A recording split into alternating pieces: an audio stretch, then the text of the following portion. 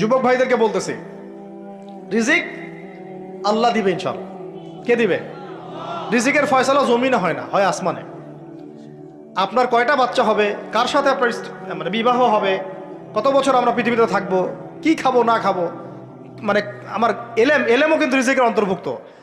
দিনের খেদমতে আমরা কতটুকু কি করতে পারবো সব তাকদিরে লেখা হয়ে গেছে আমাদের সৃষ্টির 50,000 বছর আগে। কত বছর আগে ব্যাস। এটা দুনিয়াতে রিজিক লেখা হচ্ছে না, আসমানে রিজিক হচ্ছে, আসমানে। এই যে লাইলাতুল কদর আসতেছে, এখানে আবার ভাগ্য নবায়ন হবে, 1 বছরের বাজেট পেশ হবে আর কি। আর লাইলাতুল কদর তো আমরা মার্কেটে শেষ করে দেই, মার্কেটে করি না শেষ দশকে বাইরে যাওয়া একদমই যাবে না। প্রথমের দিকে যাও, টুকটাক যান, শেষ দশকে মসজিদে থাকবেন ইনশাআল্লাহ। বেশি বেশি সময় পারলে ইতিকাফ করবো, না পারলেও বেশি বেশি সময় মসজিদে থাকবো ইনশাআল্লাহ।